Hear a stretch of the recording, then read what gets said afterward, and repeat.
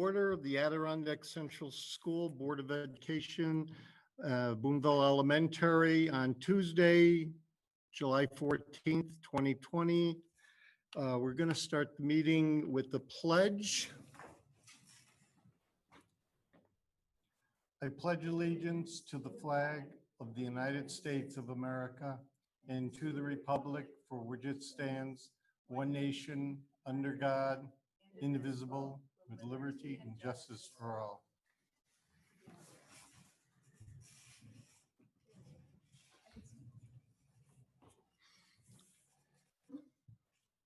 Okay. Once again, we would normally start the meeting with public forum. To comply with the recent meeting regulations under the governor's executive order.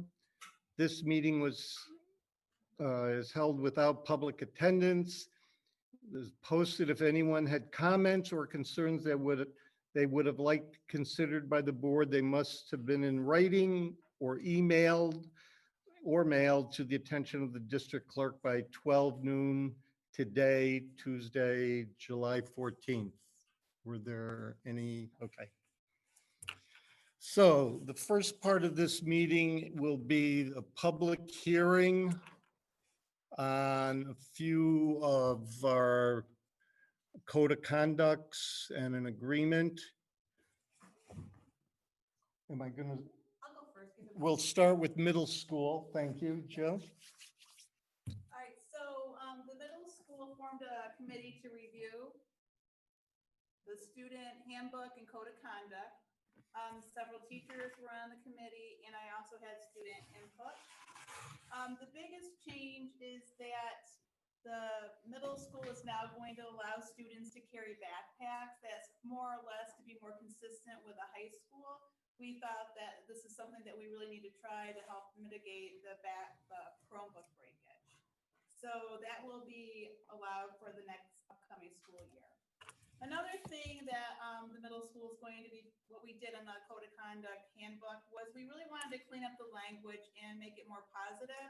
So the committee just took simple phrases and tried to put a spin on it to be more positive in the whole handbook code of conduct. On page 14, as for more specific behavior infractions, it talked about cell phones. And if you were caught using your cell phone and it was sent to the office 4 times, we changed that to 3 times, and then you would call the parents and the parents would have to pick it up.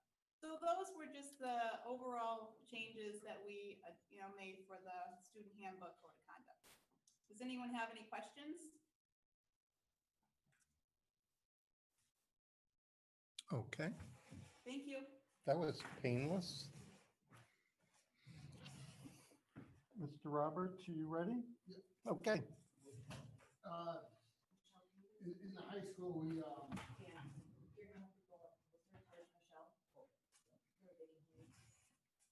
Thank you.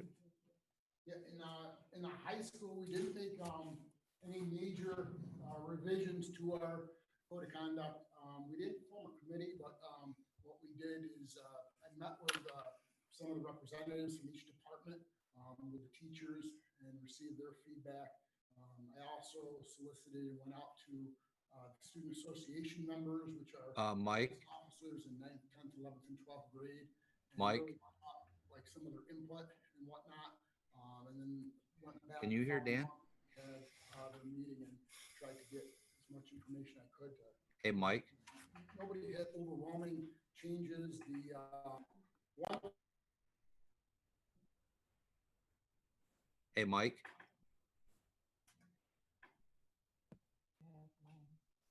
I'm just gonna see if it can pick up both. Hey, Mike. Let me start from the beginning. You hear Dan now? I could barely hear Jill, but I can't hear Dan at all. Hang on.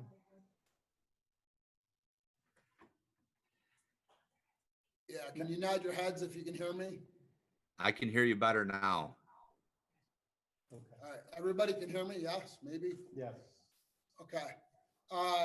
In the high school, we met with a group of teachers from each department. to get some of their feedback on what are some of the changes they'd like to see in our code of conduct. I also went to student association members in the student body, and each one of them are class officers that represent the 9th, 10th, 11th, and 12th grade. Got some of their feedback the first month, and then the next month later, kind of collected all the information. Really, there wasn't any major revisions, as I was saying earlier. What we did is, much like middle school, we softened some of the language. We saw where we could, we didn't really change any of the content in the language, but we softened some of it. The only revision we did do under the infractions in level C, there was an infraction about making a terroristic threat. We thought that might be better served in a level E infraction. So we did move making terroristic threats to one of our more severe consequences in level E. But that was about the only revision we did. Anybody have any questions? I appreciate the work you guys did on this. Bruce, you have a question? Yep. I appreciate the work that you guys did on this. Just a general comment, it would be great, and maybe you did this, but if you didn't, to try to have more student involvement in the development of the code of conduct. So on your committee, include students on that if possible. The students that had input on the code of conduct were all the class officers in 9th, 10th, 11th, 12th grade. They're the representatives for their class, so that's who I solicited for their feedback. So they were involved on.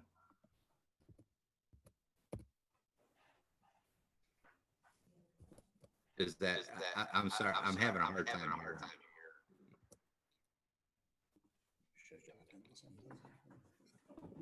He utilized what, the class representatives? The class representatives in 9th, 10th, 11th, and 12th grade, the class officers, yes. Okay, thank you. Okay. Okay, thank you. Thank you. Thanks. Yeah, at this point, we did the code of conduct for the high school, middle school. There were no changes at this point for either of the elementary schools. Okay, moving on to the SPO agreement. Part of the district safety plan includes the SPO agreement. So this evening, you have a copy of the SPO agreement, safety special patrol officer. Last year, to give you some background, we had SPOs in Boonville Elementary and West Leiden Elementary, and an SRO in the middle school, high school complex. And for the 2021 school year, we're moving to SPO in the middle school, high school complex. The district safety plan, Mr. Roberts is a district safety coordinator, and he will be presenting the district safety plan in August. And as I mentioned, part of that plan includes the SPO, or if you had an SRO agreement within that plan. So that's why we're previewing it, very similar to last year's SPO agreement. The SPOs work 1 week, and then the other individual assigned to that school works the following week. So they work 5 days, and then the person that's also assigned to that school building works 5 days. So they're on 5 days, and then another SPO is on 5 days. So we have the same ones. It's not like they just come through and we have different SPOs. It's consistent in the district, in the buildings that they're assigned. As a reminder, The program started a couple years ago, and the county pays for half of the salaries of the SPOs, and the district pays for the other half of the salary. In this SPO agreement that's out there posted and that you received a copy of, no major changes except us, changing on page 2 where we had 4 to 6 in regards to the number. And just as a reminder, it means 3 because they're part-time. So it doesn't mean we'll have 6 here, every day. It's 3, West Leyden, Boonville, Middle School, High School. So the purpose of this is just to get input in regards to the SPO contract, the program, the agreement. So if anyone has any questions in regards to the SPO agreement, or anyone out there in our virtual world, also can call the district at 942-9200 extension 1800. Again, this was out last year, was posted and in the agreement. And it's the same thing again this year. Once we present the district safety plan next month, it'll be again posted as required. The district safety plans have to be approved by school districts by October 1st. So, this would have to be presented, the district safety plan next month, and then be approved. There's a 30-day wait period once the district safety plan is presented. But before that is presented, like I said, the SPO agreement has to be in place. Any questions? Any questions? Yes, on the insurances Yep. for automobile liability. If I'm reading that correctly, the district has to carry liability insurance on the police vehicle? If they travel between buildings, but they don't. Did you hear that? No. If they travel between buildings, yes,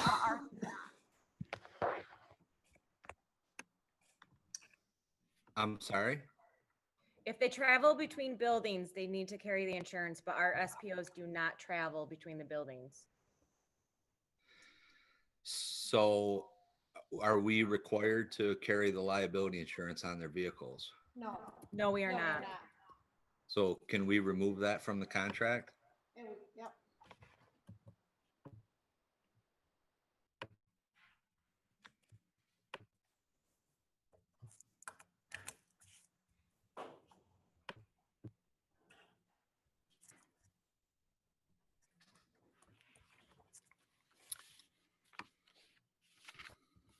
Anything else?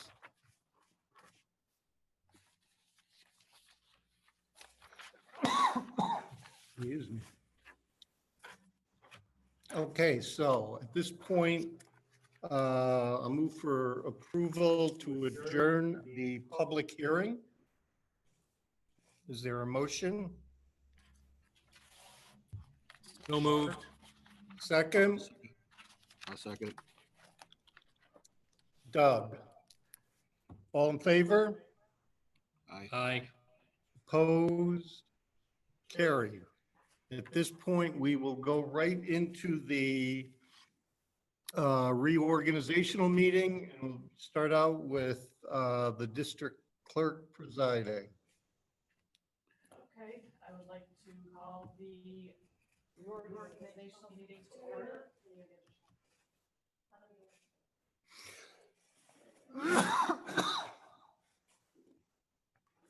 I would like to call the reorg meeting to order, and I will start by giving the oath of board member to Mrs.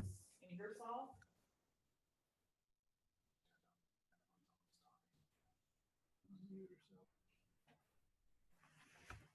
Like that.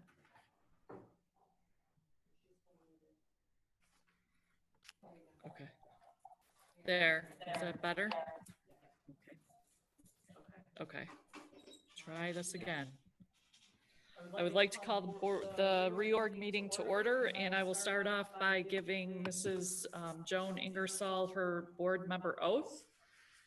Joan, do you solemnly swear that you will support the Constitution of the United States and the Constitution of the State of New York, and that you will faithfully discharge the duties of the office of board member according to the best of your ability?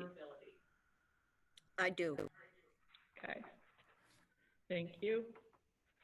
And now I will give the oath of office to board member Michael Cramer. Mr. Cramer, do you solemnly swear that you will support the Constitution of the United States, the Constitution of the State of New York, and that you will faithfully discharge the duties of the office of board member according to the best of your ability? I do. Thank you. And I will give Mr. Niznik the superintendent oath.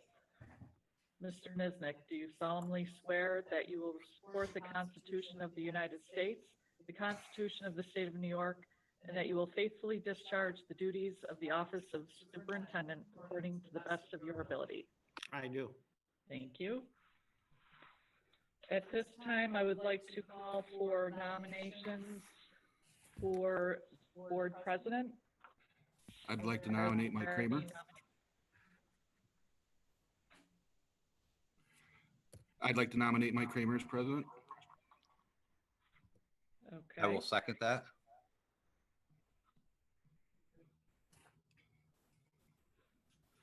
Okay, are there any further nominations for president? Okay, and Mr. Cramer, president for the 2020-21 year. This is a poll vote, so Mr. Brock, Yes. Mr. Emery, Yes. Mr. Cramer, Yes. Mrs. Ingersoll, Yes. Mr. Gallo, Yes. Mrs. Sturdivant, Yes. and Mr. Muha. Yes. Carried.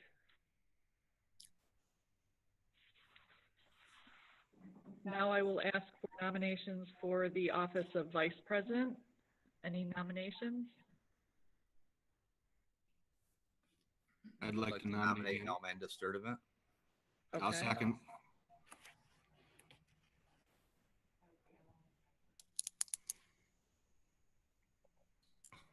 And this, are there any further nominations for the office of vice president? Okay, this also is a poll vote. Mr. Brock, Yes. Mr. Emery, Yes. Mr. Cramer, Yes. Mrs. Ingersoll, Yes. Mr. Gallo, Yes. Mrs. Sturdivant, Yes. Mr. Muha. Yes. Carried. Now I will turn it over to Mr. Cramer.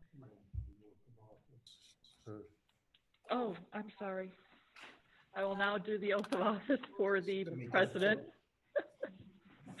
Mr. Cramer, do you solemnly swear that you will support the Constitution of the United States and the Constitution of the State of New York, and that you will faithfully discharge the duties of the office of president according to the best of your ability? I do. Now for vice president oath, Mrs. Sturdivant, do you solemnly swear that you will support the Constitution of the United States and the Constitution of the State of New York, and you will faithfully discharge the duties of the office of vice president according to the best of your ability? Do. Okay, thank you. Now I will turn it over to Mr. Cramer. Okay, thank you.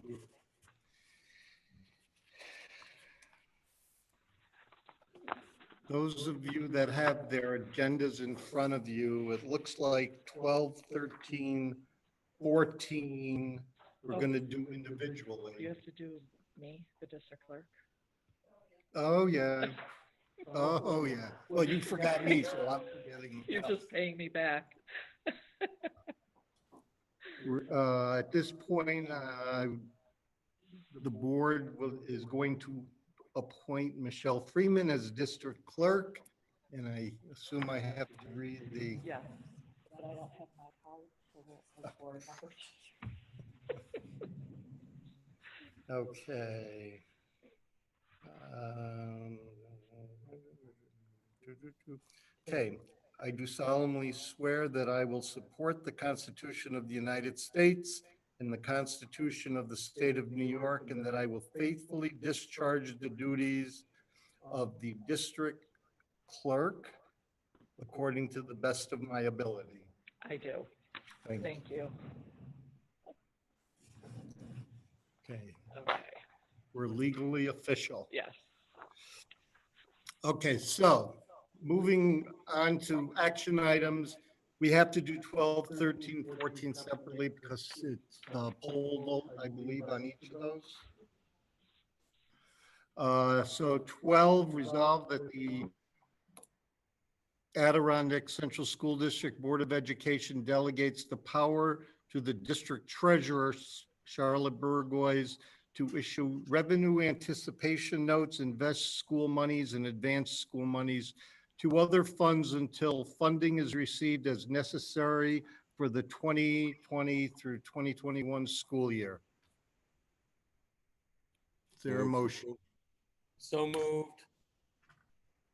Second, Second. any discussion? Poll vote. Joan, Yes. Rick, Yes. Mark, Yes. Doug, Yes. Bruce, Yes. Melda, Yes. Mandy, Mike, yes. 13, that's carried. 13, resolve that the Adirondack Central School District Board of Education agrees to participate in the St. Lawrence / Louis BOCES cooperative purchasing programs in accordance with the guidelines set forth in the cooperative purchasing agreement for the 2020 through 2021 school year. Is there a motion?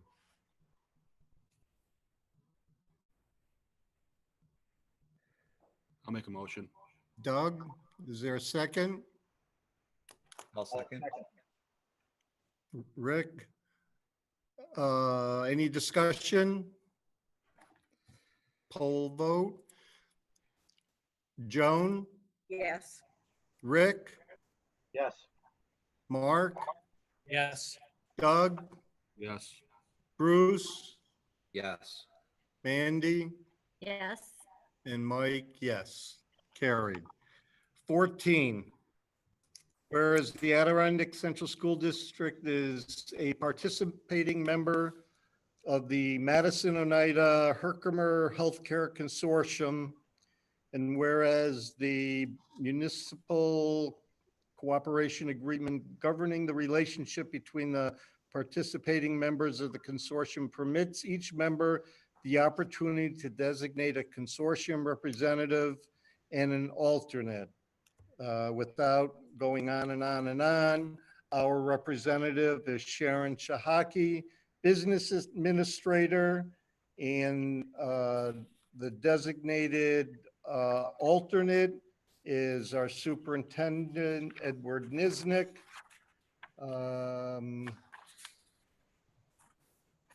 I will entertain that motion.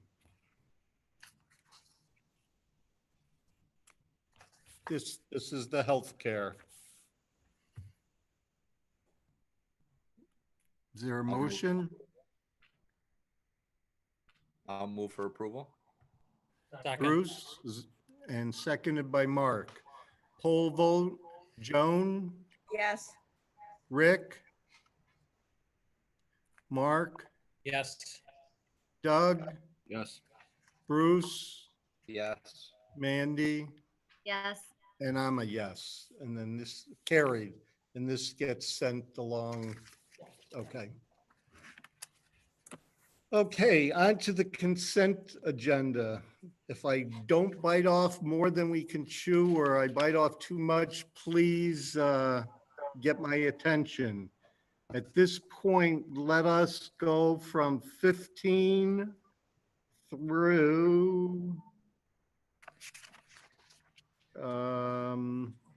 28 Mike, is there a change on in, 19?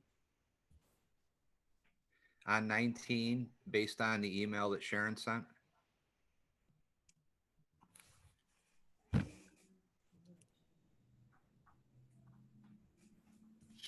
she's saying no, yeah.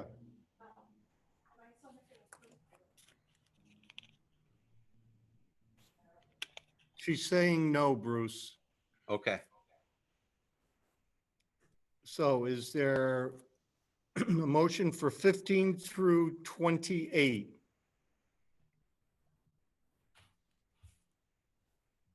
I'll so make it. move.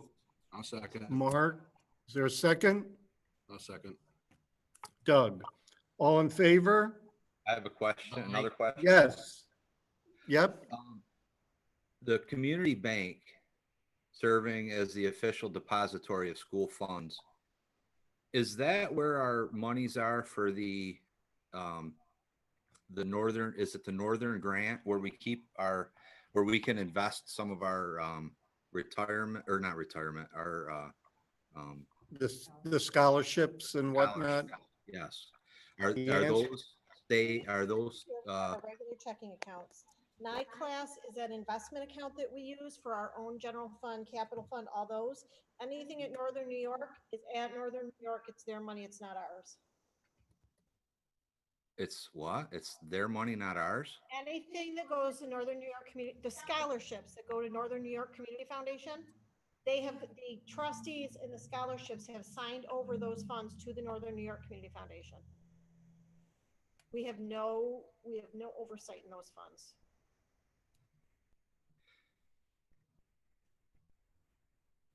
That is just scholarship money. Okay. So whose funds are they? The foundation and the trustees, they are, I'm looking for the word. They have to agree to put them up there into perpetuity and they can't pull them back out.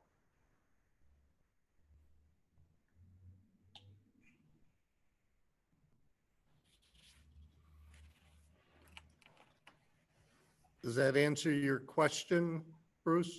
It does, but I think I've got a question. I'm going to ask that question to the auditors when they come as well, because the training I went through for fiscal oversight suggested if we're storing money in multiple locations, that's fine, but they all need to be listed as depository of school funds. And I understand what you're saying, Sharon, but I think Adirondack is still responsible for the payment and being the custodian of those scholarship monies.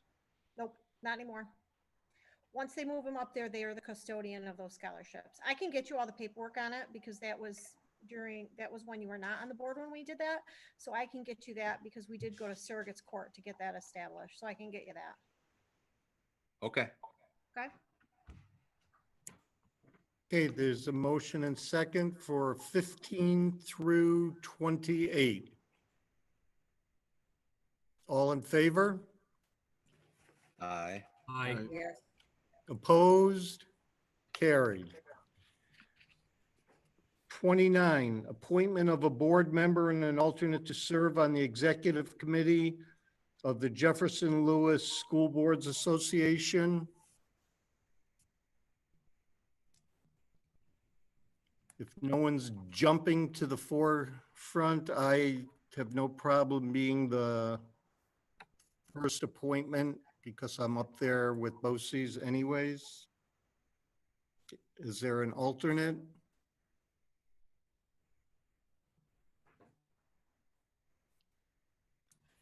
I'll be the alternate. Okay. Mike and Bruce. And we'll vote on the appointments together. Appointment of a legislative representative to serve on the legislative committee for the Jefferson Lewis School Boards Association and Adirondack Central School. I don't think they really meet. I think they filter information through this person and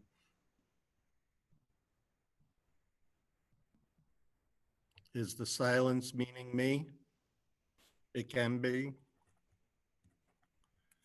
31, appointment of a board member and an alternate as voting delegate to the 2020-2021 School Boards Convention, which, if you haven't already heard, is going to be virtual. Am I correct? So that should be a treat in itself. Doing that all virtually. Is there anyone interested in doing that? I'm assuming the dates are going to be roughly the same.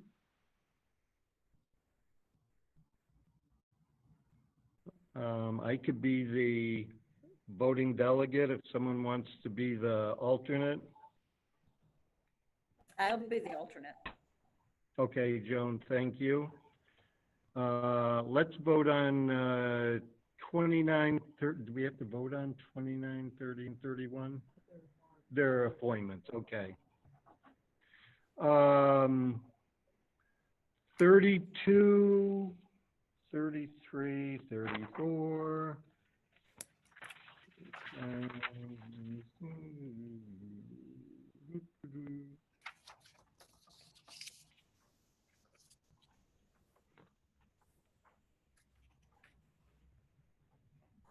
Let's go from 32 down to 46. Is there a motion? Mike, I'd like to Pull make a one motion out? to adjourn Okay. to executive session to discuss personnel issues. Sure. Is there a second? Mandy, all in favor? Aye. Opposed? Carried. Yes, into exec. This won't be long.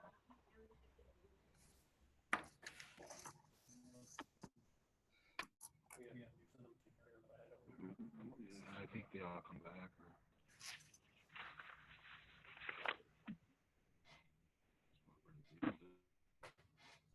Do we leave this on or do we shut it off? They usually come in, yeah. He'll come and shut. Take them for a minute, yeah.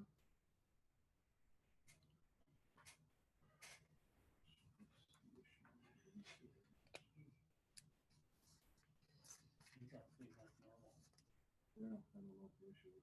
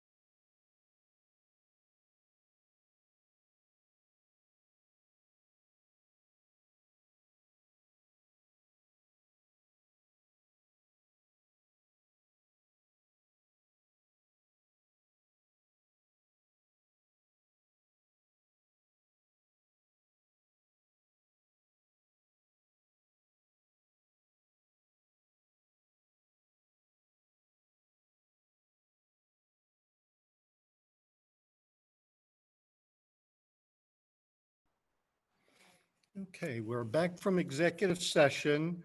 We had left with, I'm looking for a motion to go from item 32 through 46.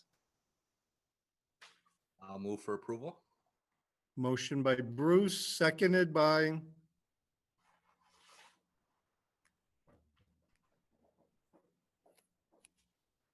Doug. Any further discussion? Seeing none, all in favor? Aye. Aye. Opposed? Carried. 47 through 58, 57. Is there a motion? I'll move for approval. Bruce? Second. I'll second. Joan, any discussion? All in favor? Aye. Aye. Opposed? Carried. 58, I move, do we need a motion to table? Yes, no?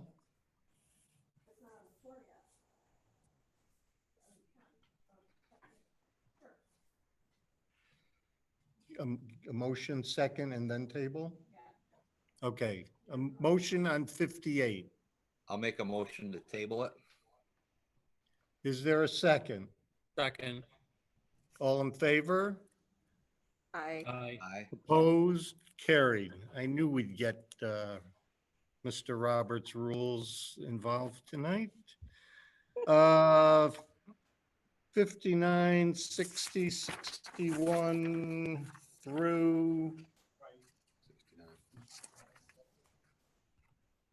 We can. Well, let's, we'll, 59 through 69. Is there a motion? I'll make a motion. Doug? Second? Mike, do we need to talk about the Yeah, the we- numbers on 62? Yeah, but once we get a second, we'll open up for discussion. Okay, I'll second. Bruce. Okay. Comments, questions, concerns? Let's look at maybe the breakfast, lunch, and snack milk prices first. Any comments or questions?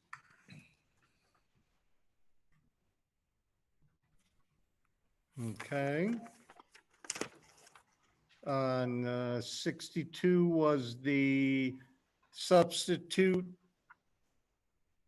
rates, office specialist rates, groundskeeper, school nurse, bus driver, retired bus driver.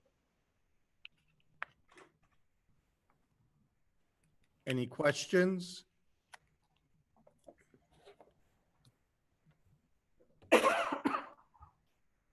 And teacher substitute rates. So on 62, are we saying they're going to be the same as what they were last year until December 31st, and the ones that are below 1250 will increase to 1250?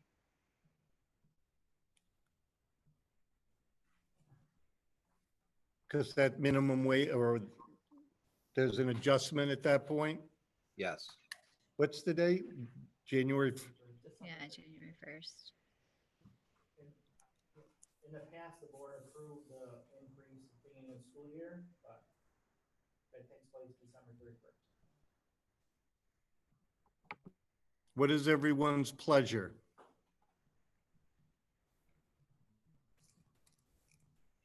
Do it prior to or December 31st?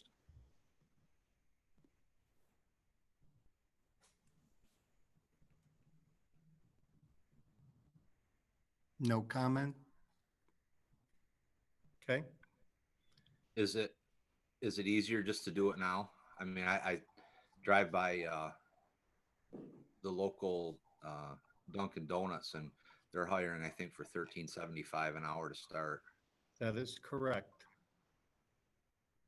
So I guess I would make a motion to increase that. I don't know if it's a motion, but I'd throw it out on the table to increase the rates that are 11.80 to 12.50 for this school year and keep the others the same.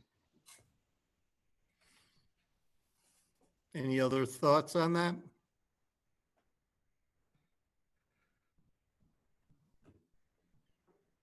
When we built our budget, did we budget for the increase in minimum wage? Yes. Okay. Yep. Any question under teacher substitutes?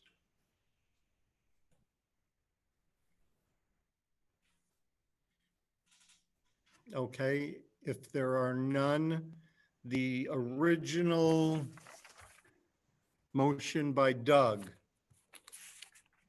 So on teacher substitutes, they're going to stay the same for 2021 as what they were 2019, 2020.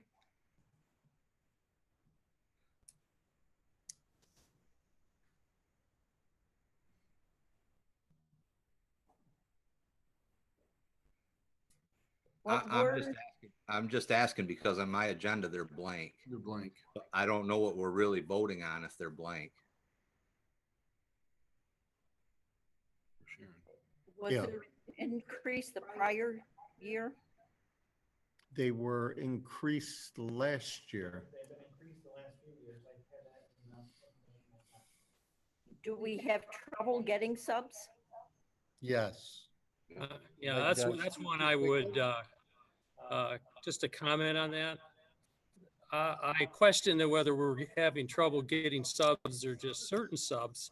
And it'd be interesting to know on the sub list, how many of those subs have never been called or rarely called. Because I know there's some people, because they've said it to me, that they almost never get called. So it's really a question of teachers picking certain subs and not picking a lot of the other subs. It'd be interesting to see how many on the list are called and how often have they been called.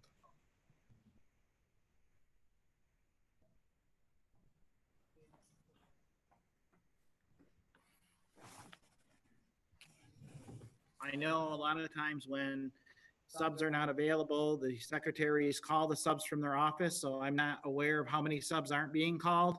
You can select subs on the sub service, but I know that there are teachers who cover classes throughout the year in every building. And I know when we are short subs that the principals tell me that the secretaries are going on the sub list and, they're calling even if subservice says there's not a sub available. So, maybe it's a mixture, but I do know that we are short subs any given day or month. And the teachers have been really good about helping out when we do have shortages in the buildings. Yeah, I'm not sure that increasing it is going to be that much of a benefit when we're, at least at the ones I've looked at, we're basically paying more than a lot of other districts.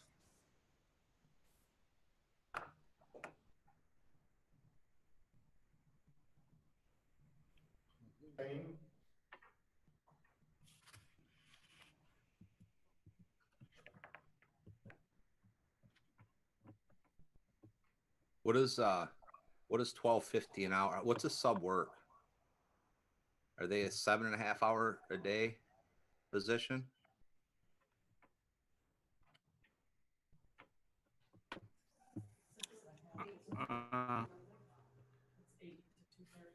Ish, at least.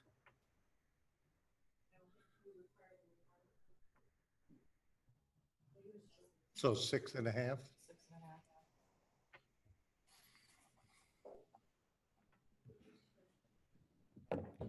Is it an electronic system that, like a computer system that does the sub-process selections? Yes. Because I know I've spoken to some and it's the certified teachers get called first and then they kind of break it down. I don't know if it's the way the computer does it or the way they've set up the system, but that could be some of it as well. Well, you still can pick within the system, you can pick who you want to be your sub. Right, but we've spoken, like I've spoken to substitutes and they're like, I don't get called until after all the certified teachers get called first, so. Sometimes it's good to hear from the subs themselves. So are we saying we're gonna keep that the same for this year? Is that what you're was that what you're suggesting, Mark, or? Yeah, I think based on looking at other districts, we're generally higher than most everybody around. Okay. I also, I almost think I read something in that 23-page document last night about the governor allowing people to be substitute teachers without any degree. Degree.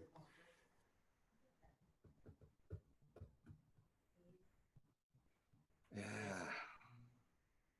That Yeah, might I be mean, something, if Ed, maybe if you could look into that. And then, I mean, I don't think it has to hold this up, but it might be something we need to address for the future. when all else fails, I'm assuming. Yeah. Yeah, some of the regulations that came out yesterday from state ed alluded to that. I think it was even down to, having a high school diploma. We have a 2-year degree for our substitutes, but I think the regulations that came out yesterday referenced high school diploma. Yes, exactly. Yeah. Okay, if So do there's we no need to- further discussion, Doug, would you like to, you had the motion with the changes? I'd like to pay them now, the 1250, yes. With The the substitutes, no change. substitute teachers, Right, no change. okay? And the other job titles above the 1180s go up to 1250 and no Yes. change below that. Bruce, is your second with those changes? Yeah. And then on the 63 there, are we saying that will stay at $150 per day as well?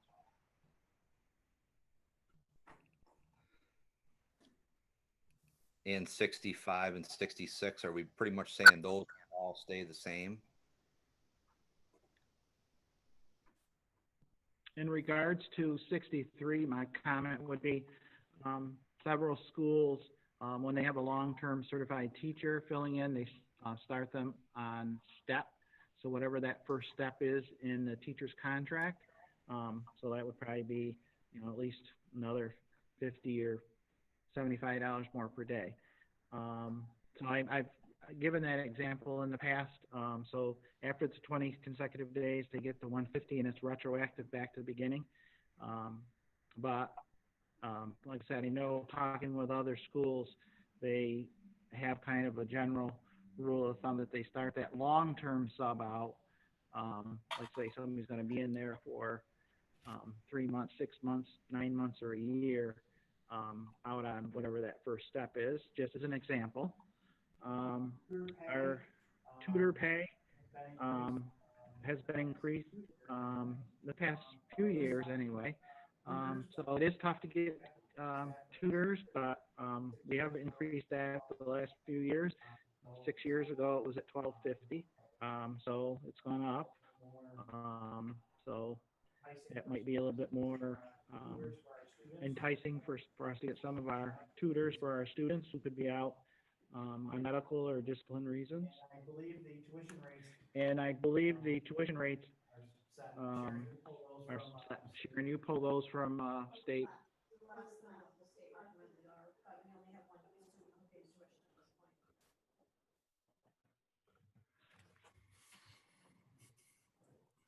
Does that answer your question, Bruce? Yeah, so, but are we gonna, so what are we keeping them at? So Mike or Doug, as part of your, are you, We're with the motion? keeping, yep, 63 is staying at the 150. That's the way I voted initially, yes. And the tutor rate is remaining at Staying at 25 25. per hour, and the tuition, non-resident tuition rates will remain the same or as listed. Yes.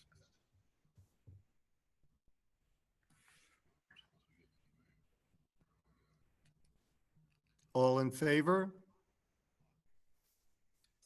Aye. Aye. Opposed?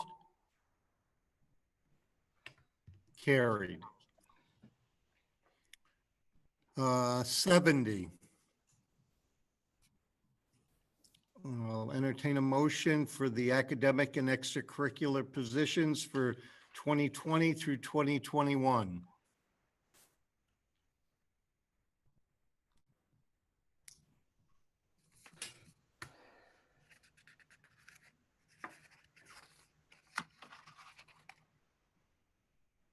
I'll move to table those. Motion on the Second. floor to table, second. Second. Mark?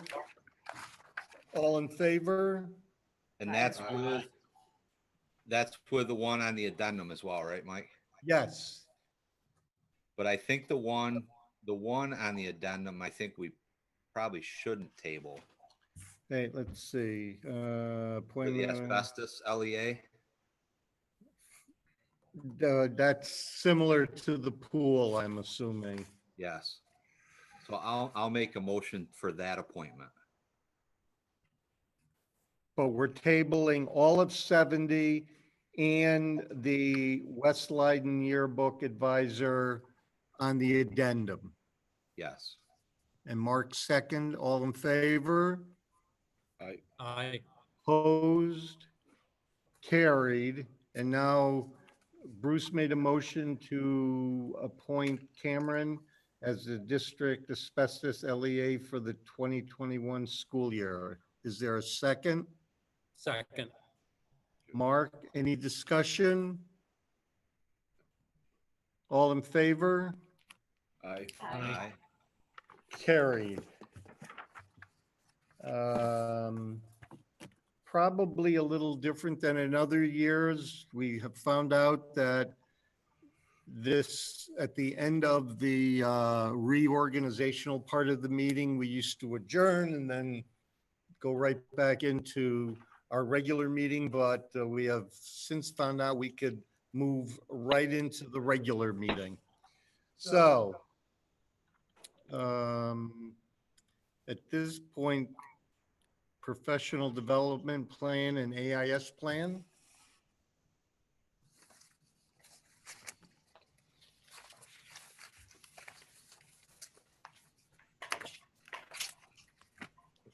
What are you getting? Like, there, I can see myself. Good. Is it okay? I can't see. Okay, I'm going to start with the AIS plan. Just give you an overview of the changes. Basically, the AIS plan stays the same. There are very few there were no recommendations for changes, just update with the current year. This was reviewed by all of the administrators. It will be shared with the teachers upon return to school, and it is reviewed with both AIS and general ed teachers. The one big change to the AIS plan that I did this year, and again, met with the administrators to see what they thought of this idea and reviewed everything with them, I added an appendix. And the purpose for adding the appendix is to include district formats, templates for our AIS letters. These are parent notification letters for when students enter into AIS and when they exit AIS. So there's no discrepancy between our AIS letters that go home between the buildings. These are available and in the plan for reference. I also included the AIS progress report. This is the elementary progress report. so that it's the same between both elementary buildings. Middle school, high school will be a little bit different because they do their grades electronically for AIS because it's more like a regular class, okay? And then we've always had the response to intervention plan, and the response to intervention is actually part of AIS. AIS is the overarching, broad academic intervention. Response to intervention is very specific to K through 4 students, and this takes us through the tiers of intervention that students should respond to. It's an extension of the IDEA federal regulation that makes sure we give students who are falling behind every available opportunity to close gaps through appropriate intervention before they are referred to special education services. We have always had this document, but I chose to this year expand the AIS plan by including it in an appendix so that it is available and at our fingertips for everybody to refer to. The RTI plan that you see here has Adirondack specific information in it as to our procedures, but it is based on a regulated template with elements that are required. Okay, so we did not just create everything. We plugged in our very district specific information, like our screening tools, like exactly what's available in our 3-tier service, and some of the programs we use to carry out those 3 tiers of intervention.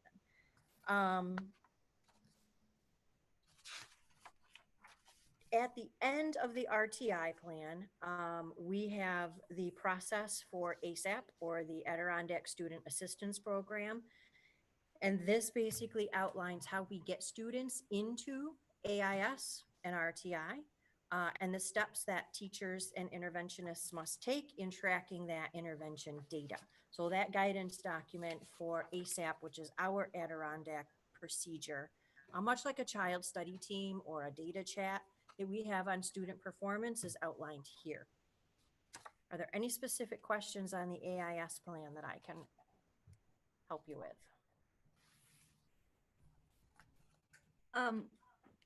I hear a lot about social emotional learning. So is that an aspect that's considered now? Because I know they're developing a new framework and everything for it as well. Yes, so we have basically, within our 3-tier model, we also make room with various therapists and counselors that we have on a behavioral side of that as well. We have, since the social emotional standards have been in place, discussed developing further that behavioral side of the triangle, especially with the 2nd step program. But we do address that in the 3 tiers as well.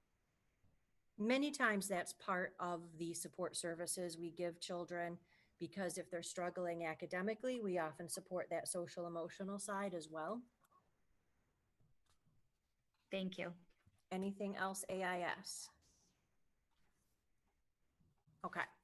For the professional development plan, this is developed by our CAT team, Curriculum Advisory Team. And so this year, basically, like we do every year, the members of CAT contributed to updating this particular document, and the updates really come in the way of the action plans that begin around page 7. We begin on page 7. So when you see our goals and our objectives and our questions and our inputs, as well as evidence and responsibility, not only has it been updated for this 2021 school year upcoming, but also we have, the work we did was to have discussions about what we've achieved so far. And since we've achieved it, where do we go next? What is the next step? So all of this input comes from administrators, department chairs, as well as the teachers at grade levels and departments, and the representatives on CAT. At the end of the document, you will see, and it begins on page 19, Appendix A. That is an ongoing list that we are required to keep basically Adirondack has approved all of these different professional development opportunities. The way I gather information for that is to make sure that I have the teachers send me lists of everything they've accomplished. If it's provided by Adirondack Central School District or BOCES, it's automatically approved, but I also ask them to make sure they let me know of any professional development offerings, conferences, or workshops that they attend outside of our district or our BOCES, so that we can keep a running list of what our teachers attend. And then every time, basically every time Adirondack approves a conference for a teacher, it is legitimate to be added to this list because we've approved it. So a lot of times it's helpful to take a look at this list and just see what it is our teachers are attending. And this list changes every year, but it is an ongoing list. It doesn't mean that everything on this list was attended specifically this year. I keep it as an ongoing list and then just add to it. And then our mentoring program guidelines, New York State requires us to include them in our professional development plan. That's why they're there. Any specific questions for professional development? Yes, Linda. Yep. So on page 3 with our district goals, Yes. a few questions. How do we distribute those goals throughout the district? How often do we monitor how we're doing on them? And how did we do last year on achieving them? So district goals are set by the goals committee, first of all. They're usually shared throughout the district at the building levels. That can happen through faculty meetings, grade levels, department meetings, department chair meetings, AIS meetings that I have with teachers. We're usually always referencing these district goals so that they're in front of teachers. We usually, our graduation rate and dropout rate is determined through the ESSA results that are published for us. I mean, we can hand calculate it, but we wait for those ESSA results to be published, usually mid to end August. Graduation rate can sometimes come in the October data because you have some August graduates. So preliminary, late August. Final, really anywhere even in January, we've gotten graduation rates before from the prior year. So that's state generated. Positive and professional atmosphere, we have done surveys with our teachers to kind of see what they would like to work on to keep this going and kind of take a pulse on where we stand with that. So that's really kind of anecdotal information that we collect from teachers. And then we have done and need to do again a survey regarding our school and community extracurricular activities. And then finally, number 4 comes from our STAR results. I have STAR results that I calculated from the January, but unfortunately this year with being out of session, we didn't get that end of year reading level that we really like to see. So I would say our reading results from this year are not as, I have January's, but they're not accurate because the students would not have completed an academic year to get the end of grade level. Does that answer your question? Yes, a couple comments on that. So on number 1, the maintain or exceed graduation rate of 90%. Some of the data that I've looked at is we're close to hitting that. Yep. We're not right there. But when we look at the number of, or the percentage of students that are graduating with advanced diplomas, we're very low compared to other districts. So I'd like to see a goal made that we expand upon that graduation rate to also include a targeted goal with increasing the number of students that are graduating with advanced diplomas. I will address that with the goals committee when we meet in September.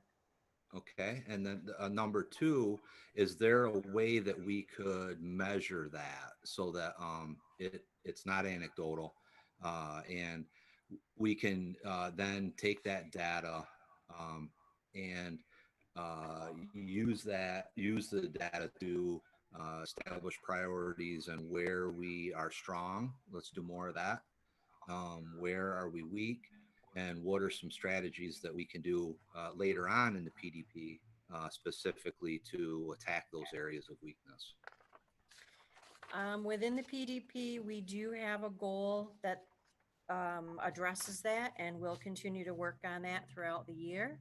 So I will take that suggestion to both goals and CAT for the year. And both of those Okay. committees meet in September. Okay. We hope. But we do I have have a- that in our PDP. So you have goals and you have CAT working on that simultaneously. Mr. Nisnik, are these the same goals we spoke about when I first was on the school board? Are they the same ones? The same goals on page 3? Yes. Yes. Yep.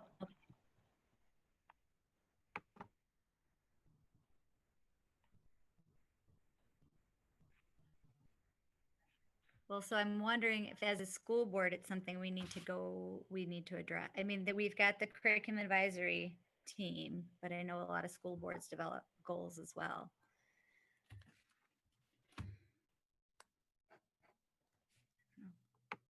Any other questions for me?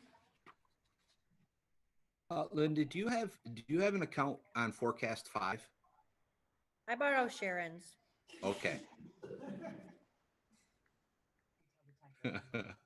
Because there's a lot of great information in there. Yes. And I have gotten information off of there, and I also use multiple other sources as well. Yeah. Okay. Thank you.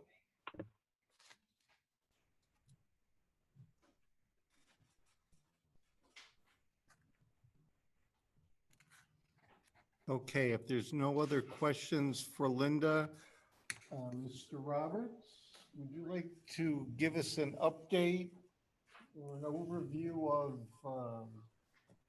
the reopening committee that you are chairing?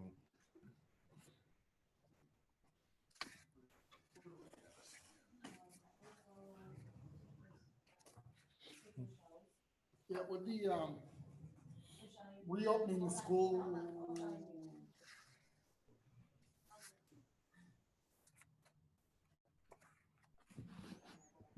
There we go. Can anybody hear me?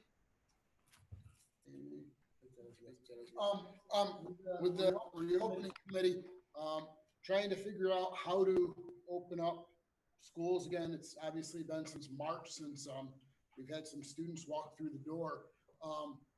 Last month, we formed a district-wide committee in Adirondack.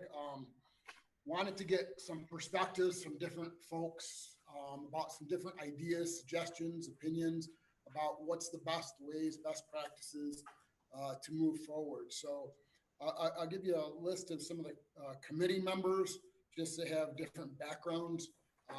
There's Mr. Teachout, who's our Director of Facilities, Mr. Manine, Director of Transportation.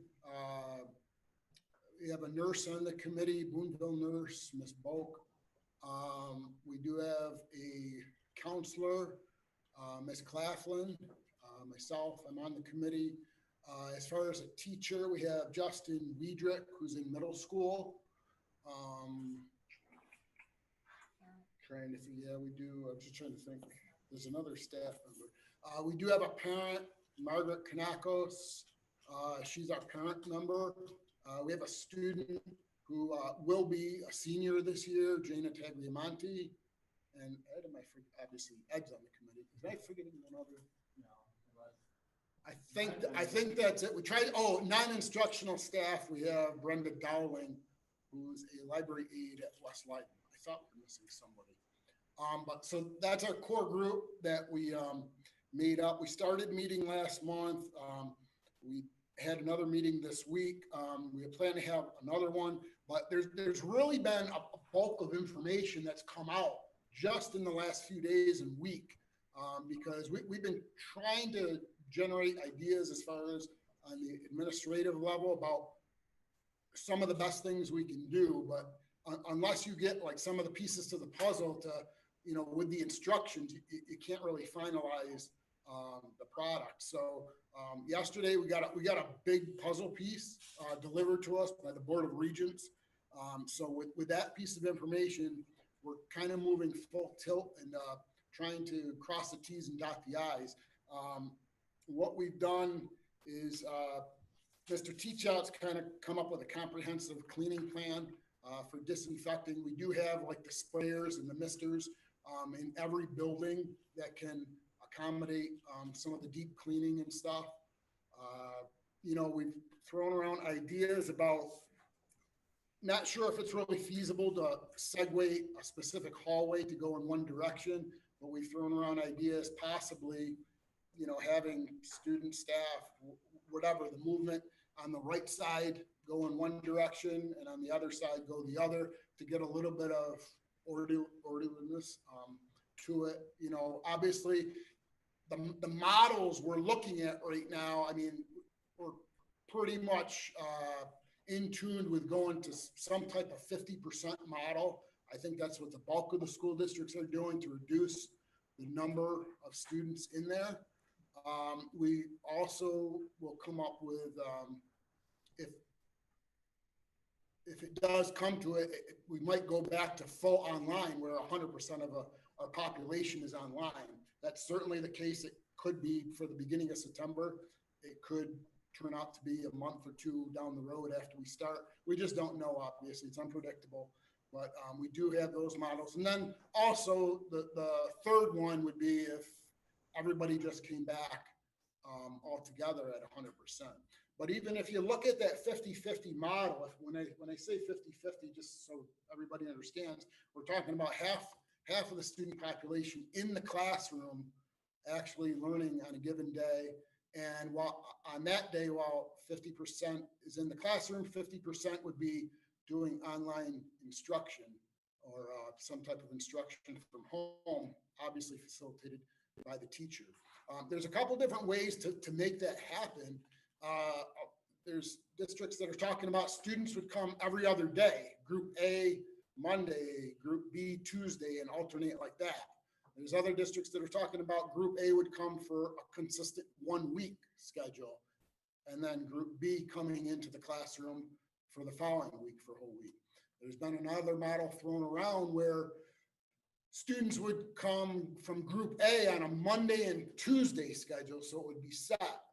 And then the group B students would come Thursday and Friday, or that Wednesday could possibly be used for professional development for staff and prep work and planning or whatnot. There's a lot of different scenarios, but we're pretty confident we're going to be at that 50% mark in some capacity, shape or form.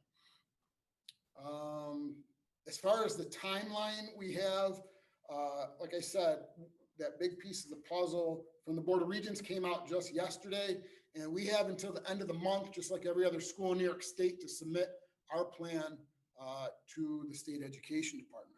Pretty confident what we have in place now, and then we've got some meetings coming up with the administrators to make some more decisions, but we still want to see that feedback. Just, the committee, the district committee itself is nice, but we are going to be putting out a survey to the community or parents rather, and then also we'd like to get one out to staff as well, hopefully by tomorrow, so they got a week or so to work with it.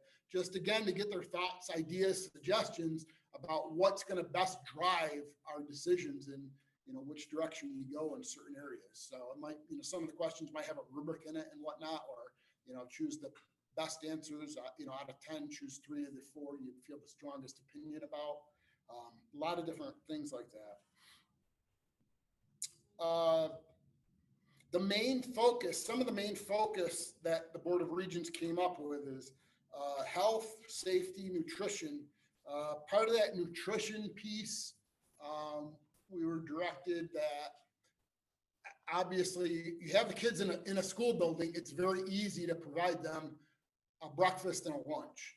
But however, if you've got half of your population of students at home doing instruction, the school district's still going to be responsible for providing meals to them. We just had a conversation with our transportation supervisor, and he actually, even though we've got buses on the roads bringing students to school and taking them home, he thinks it'll be feasible in the off time to actually deliver those. The big question is we got to find out staffing. Do we have bus drivers available in the middle of the day?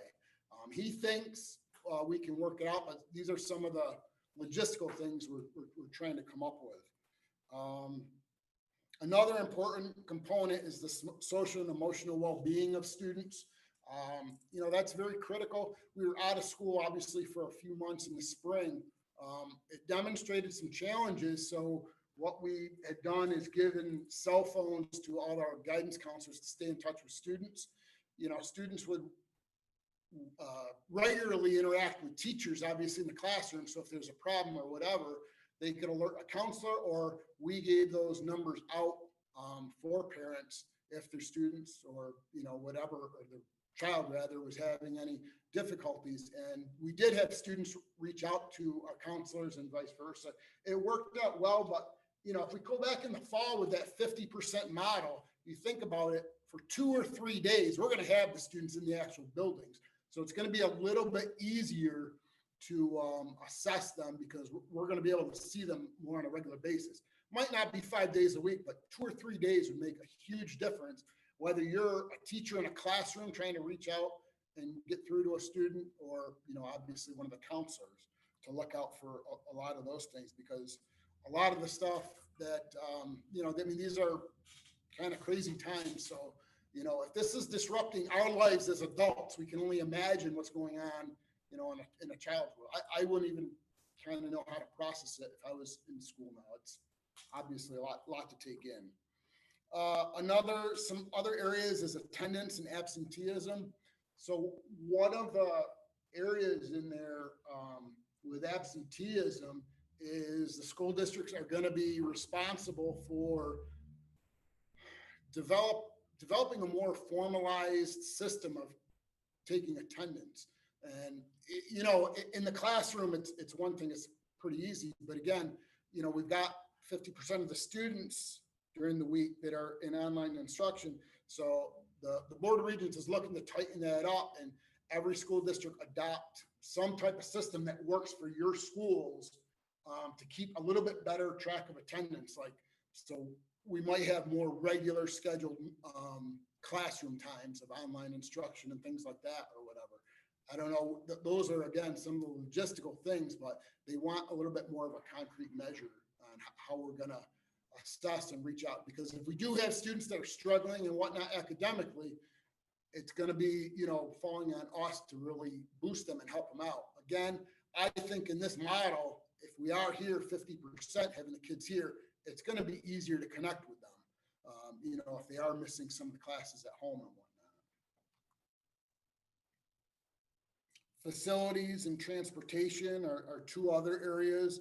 I already mentioned Mr. Teachout's done a nice job developing a pretty comprehensive plan that he's got in place. He's been doing a lot of research because there's all different cleaning solutions and whatnot, but there's really different grades to everything that not every cleaning solution can fight off this virus. So he's done a lot of research with that, and we feel pretty good what we got going on. One of the other requirements that we're told it's, some of the stuff we got to work out, fire drills and lockdowns, they still want us to practice social distancing as best as we can. Some of the language I've seen as far as social distancing on school buses, different things, I've seen them tone down the language in some of the stuff I've read more recently, where I know earlier on, like a month ago, it was everybody in a school must stay 6 feet apart.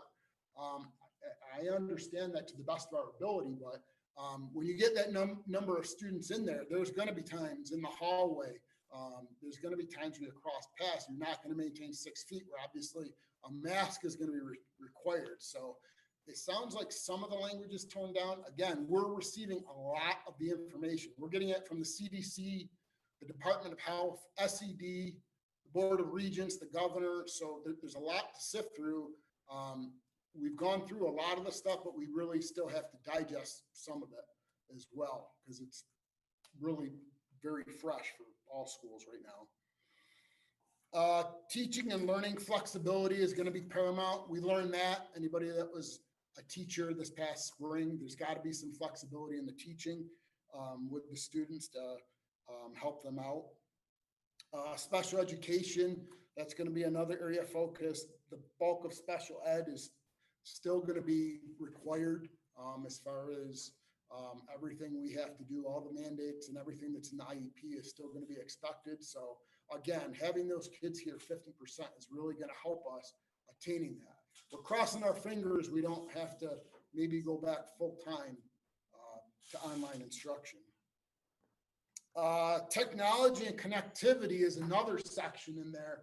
And one of the things the district did earlier this spring, once we went on to online learning, we got a very good assessment of the community with the families we have, who has adequate, internet access, who has the ability to connect. So we have that information not only from families, but we also have it from our staff as well. So we've got that to use for the fall. We'll probably update it, but we've still got at least the information from the spring, which is nice to know, because there are students and there are staff that just don't have that ability to connect right now. And we've worked around it, and we'll continue to do so. That's the bulk of it, of the focus. So those are the areas we're going to be looking at. As far as masks and stuff, it sounds like we're getting probably about 2 to 3 masks for each of the students to wear. And when I talk about masks, we're talking about the cloth ones that can be brought home and washed and reused again. So, and obviously the staff members will get one as well. We did, Mr. Teach Out did a walkthrough with some of the custodians to a few classrooms in the district. And again, we're talking about an average size classroom. He spread out the square footage with some of the desk and whatnot. And we feel confident we can get 50% of the students in the room. Again, these are average classes. Are there going to be some classes that might be a little bit smaller? Yes, but there's going to be classrooms that are going to be a little bit bigger. Overall, the bulk of it, we feel we can meet that 50% mark. So that was good to know. And, if there's a case where we can't, we'll make accommodations, or, might have to wear a mask in maybe one class or something if it comes down to it. But we'll work through those once we get our finalized list. Signage, there's going to be signage for all the buildings indoors to wash hands and wipe down things and also on the entranceways, to keep your distance and markings for which way to go, because some doors are going to be exclusively for just going into the building and some are going to be exclusively just for going out. So we've got consistent signage for all the buildings that'll be up for the start of the school year.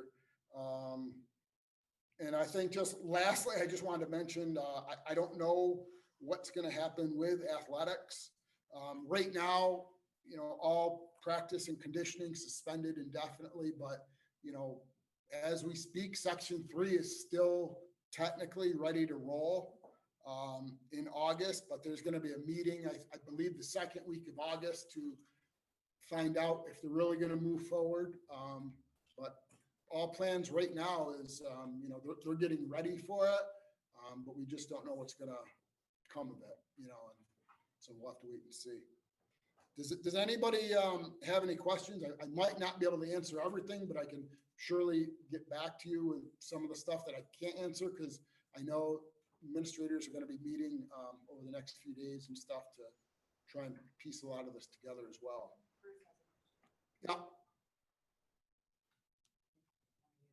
Bruce? Anybody? Yeah, I have a number of questions. Yeah. So how many meetings have we had so far, this committee? This committee, we've had 2 so far. 2 meetings?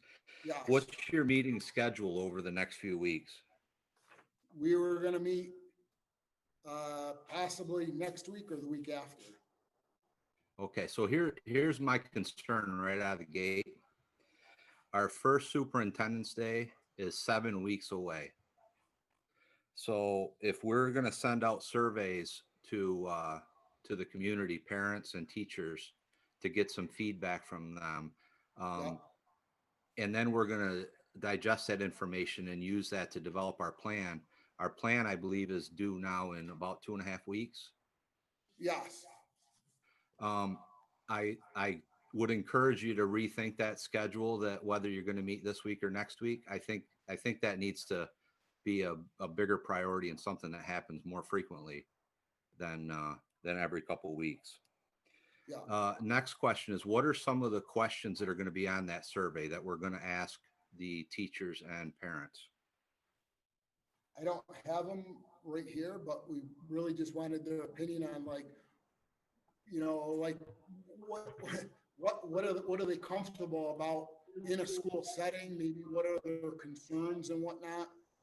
Just to get an idea of where they're at. If they're even, possibly some parents might even say, we don't want anything to do with school transportation. We may drive our own student no matter what.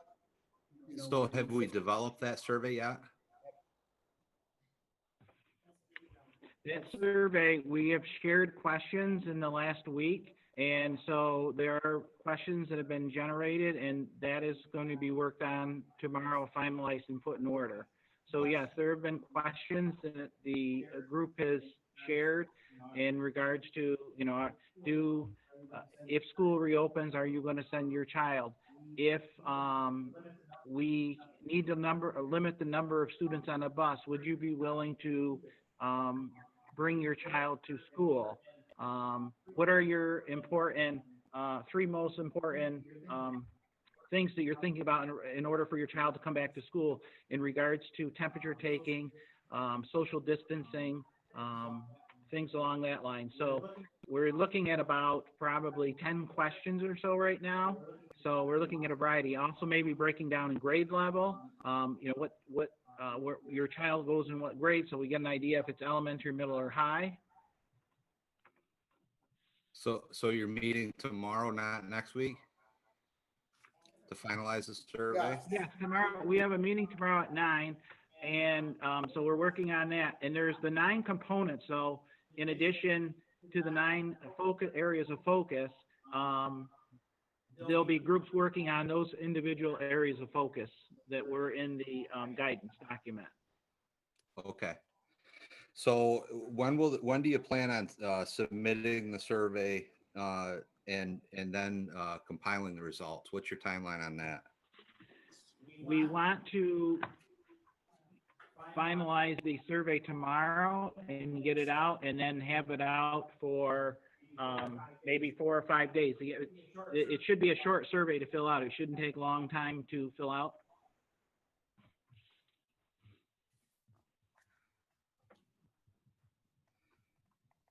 Okay. And then once you get your plan in place, what's our plan to send that information to parents and staff? All of the information needs to be, of course, submitted into the portal, and that also has to be put on to our district website. So it'll be on there. So, yeah, one of the requirements not only is, yes, to put it on the website, but we have to communicate with the community and the parents as to what our plan is. So instead of just sticking on there, I'm sure whether we generate a letter to send home or send out a school messenger just to please check the website and whatnot for updated information, or we mail home a copy. That hasn't been decided, but one of the components of the plan is to communicate with the families about our finalized plan. Are there any thoughts or discussions about changes to curricular or co-curricular type activities? For instance, if we're not doing sports, are we going to have phys ed classes?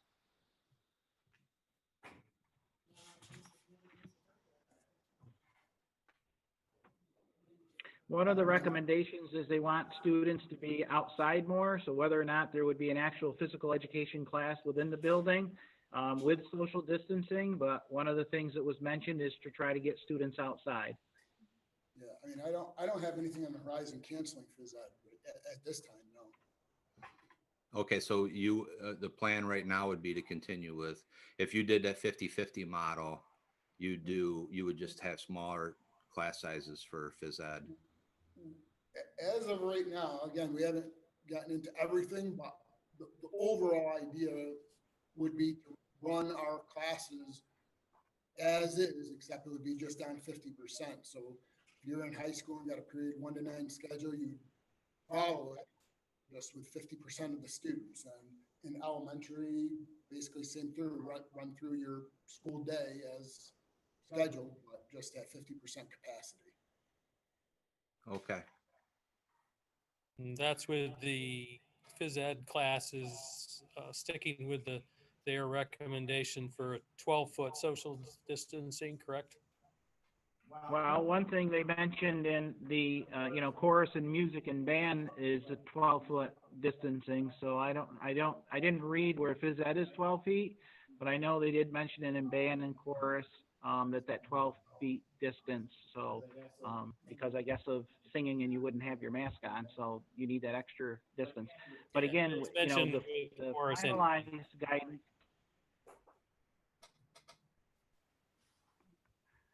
The finalized guidance from the Board of Regents will come out tomorrow. We did get the preliminary guidelines. So again, that could be subject to change in regards to the extracurricular.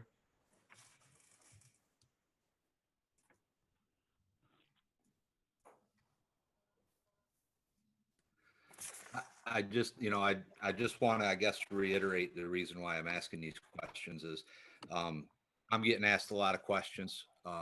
I know people from other school districts that have had surveys go out weeks ago, and they shared the results of those surveys with their parents and teachers.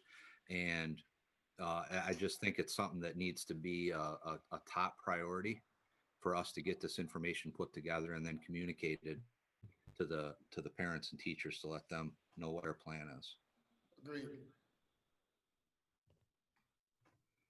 Dan, did we consider, even if it's just elementary, keeping, well, in the regulations vernacular, cohorts or classrooms stationary and move meals in? And if teachers have to move, it's teachers moving. One of the areas that we're going to be looking at with the building principals is the cafeteria.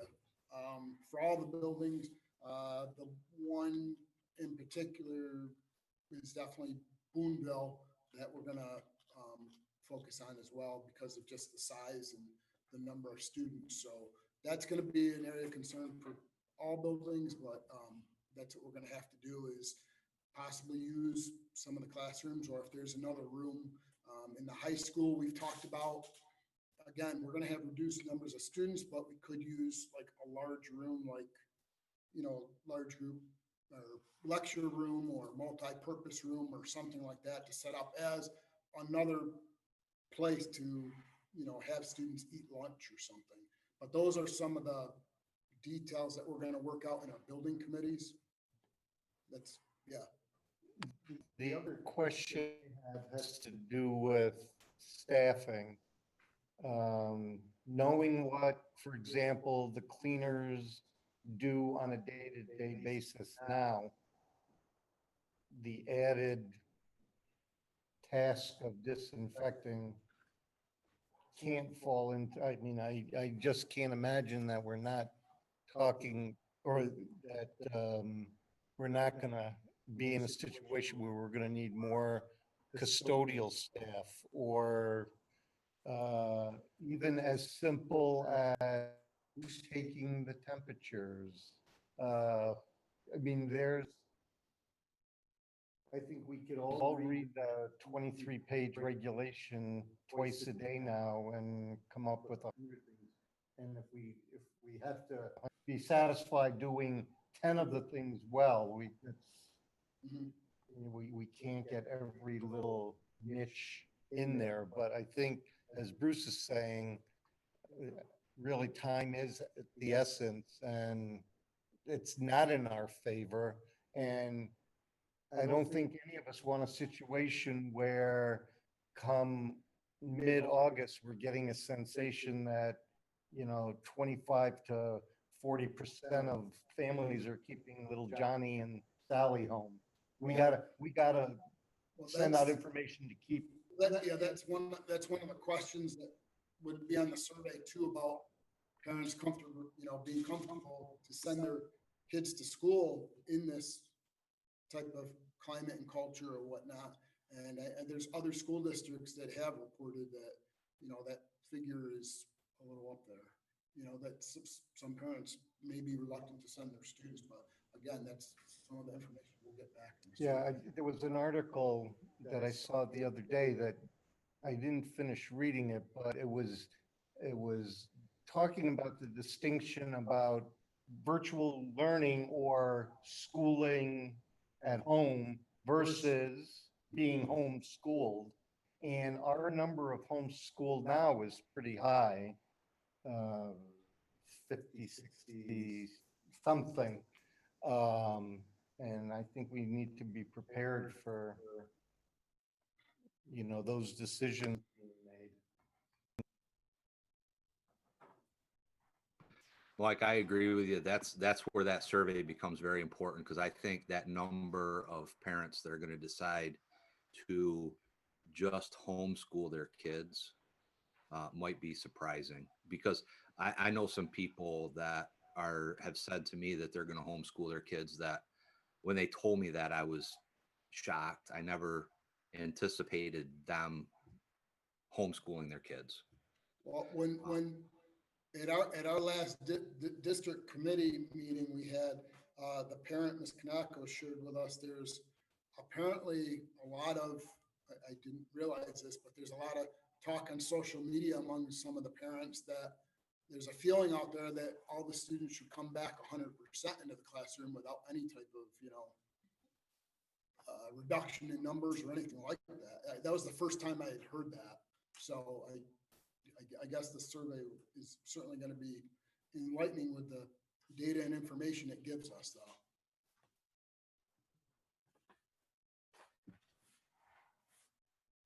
though. Any other questions for Dan at this point? Just on that survey, if one of the questions is, do you plan on sending your child to school or homeschooling them, or a hybrid if we go the 50-50 route, it might be worth asking the question, if you plan on homeschooling your child, what are the reasons why? For rationale. Yeah, I like that. Thank you. Anything else for Dan at this time? Okay, Thank you for your time. I appreciate it. thank you. Thanks, Dan. Okay, back to our agenda items. We have 71 through 75. Actually, 75 is on there. 75, 76 is on the addendum.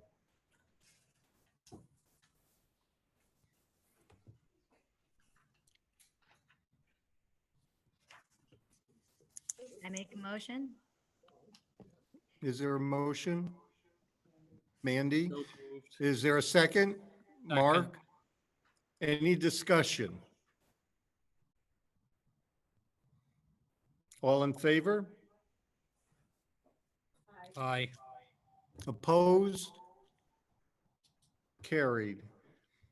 Also included in your packet, as usual, are the claimed auditors report for June. Hopefully, everyone will take the time to read the letter, the couple of letters that were included, one from a set of grandparents and another one from a graduate. Um, Now that graduation is behind us, I mean, we could honestly say there was a lot more good done than not. And these, the graduating seniors, yes, endured a lot, but the community and school did everything possible to make their experience a worthwhile one. And I'd like to thank all staff and faculty and community members that helped out. At this point, I will entertain a motion to adjourn. Or we could keep going, whichever. I'll make a motion. Motion by Doug, is there a second?